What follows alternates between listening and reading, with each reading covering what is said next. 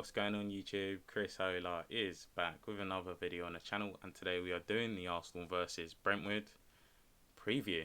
So we're away, first game of the, 21-22 EPL season, BPL, whatever you want to call it. And I'm just going to laugh. I'll talk about my expectations for the season since this is the first game, first preview of the season. And honestly, I've always been clear that if we don't finish in top four, we haven't got Europe. If we don't have Champions League football next season, this season was a failure. Our only route to top four, our only route to Champions League football is top four. And you know what? I'm going to take off my glasses because it's just reflecting so much. I mean, I am pretty blind, but I don't like how the light is just reflecting off the glasses. But as I was saying, if we don't get Champions League, the season's failure, and that means if you don't get top four, the season's failure. I'm not saying it's realistic for us to get it. It should have been if we had a decent window, but this window's been horrible. I'm not going to talk too much on transfers because the transfer window is not over yet, and I'm going to make a dedicated video for when the transfer deadline day has passed. But as of now, as of tomorrow, we're not going to have any incomings.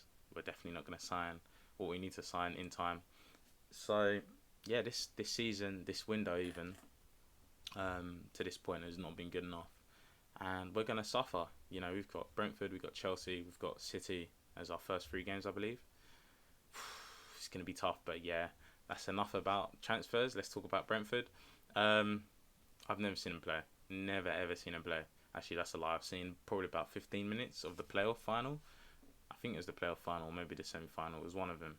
And I'm hearing they play, quite attractive, expansive football relative to other championship clubs and even Premier League clubs. Hearing that they're going to come to the Premier League and play expansive football, that might play in our favour because we struggle for, breaking down deep blocks, low blocks, whatever you want to call it.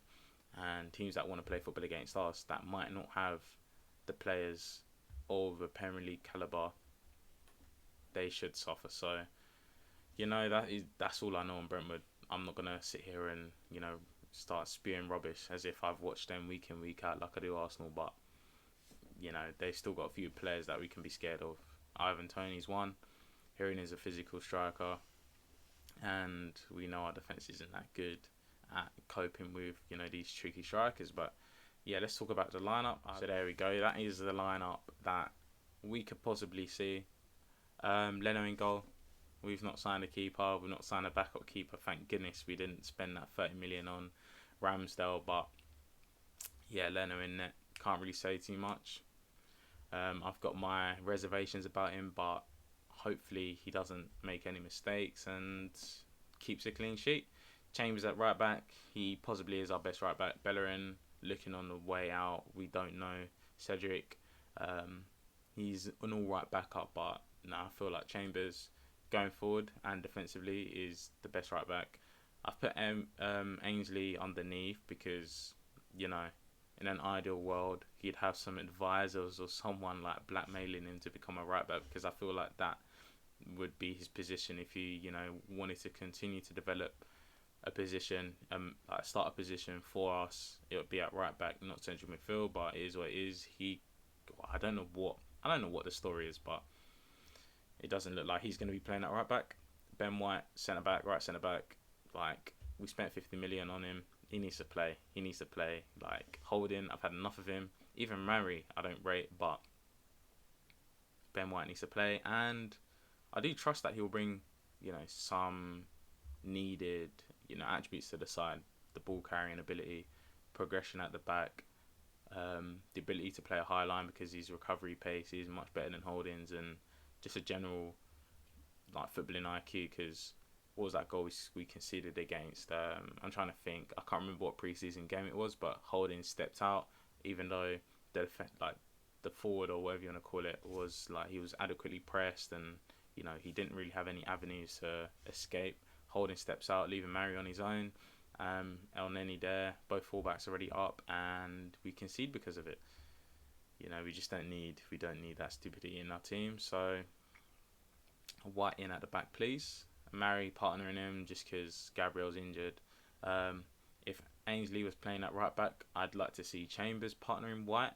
I know Chambers and White, they're both predominantly right centre backs, but I feel like a Chambers who isn't familiar with the left centre back position would still do a better job than Marion holding at left centre back. But it is what it is. I'm not the coach.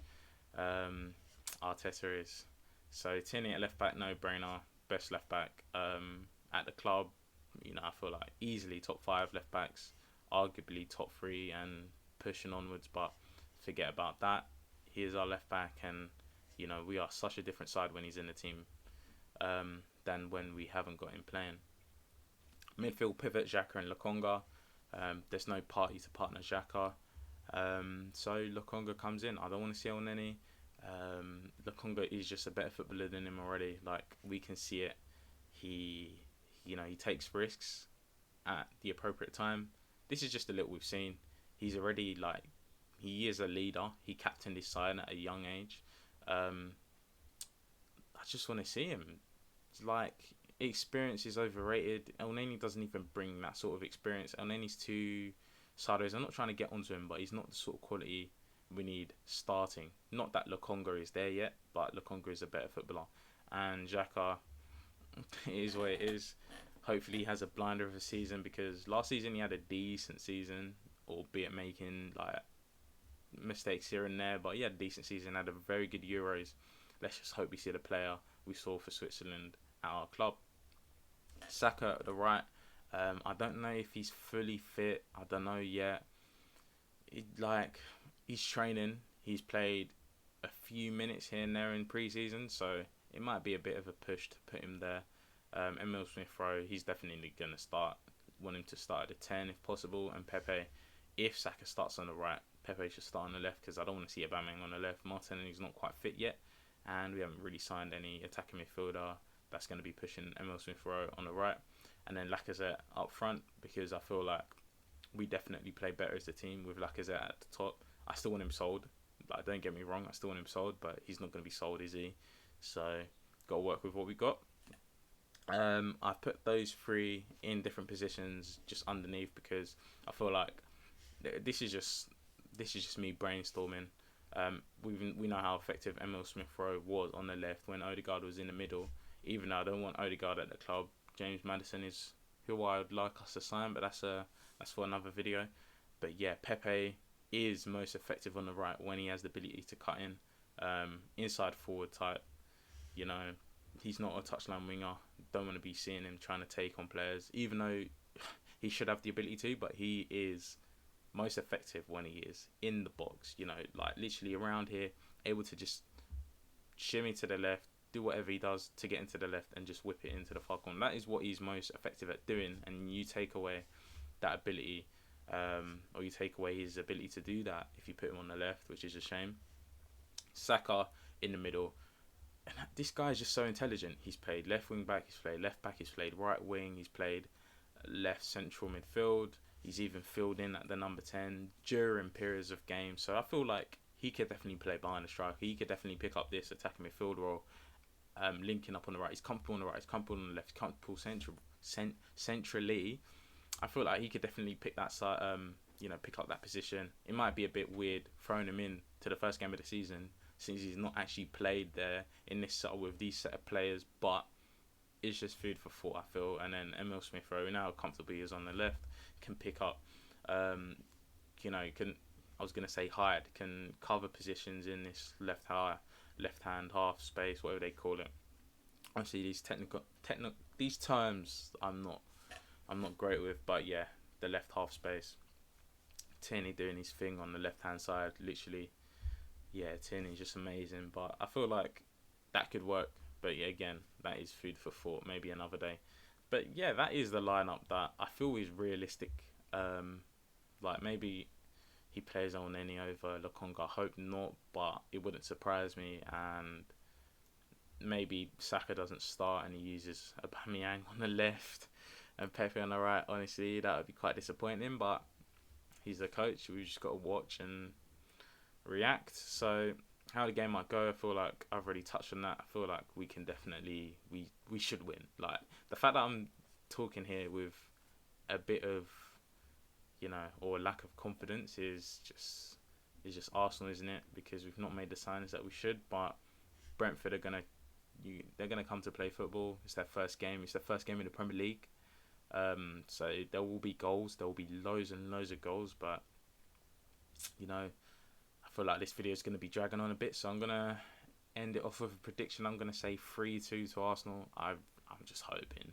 I'm just hoping that we manage to win and there's goals, and I just hope we can just have a breath, like just take a deep breath after the game and just relax, because was it a sigh of relief? That's the phrase that I was looking for, because it's a first game. Like, we can't be losing to newly promoted team. No disrespect to them, but it would really, really heap the pressure on how it'll just put too much pressure on us already. Like starting off the season with a loss, that actually just oh man, that would be hilarious. Considering the season we had last season and the season before and the transfer window. But again, I'm waffling. Hope you guys did enjoy this preview. I will be back with a match review. I don't know if that will be after the game, immediately after, because it's going to be at 8 o'clock. Running till like 10. I might be able to make one and get it out before a few fixtures on Saturday, just because I will be working in the morning. So we'll see what it is. But this preview is definitely going to get released on time, and I'll see you guys in a bit.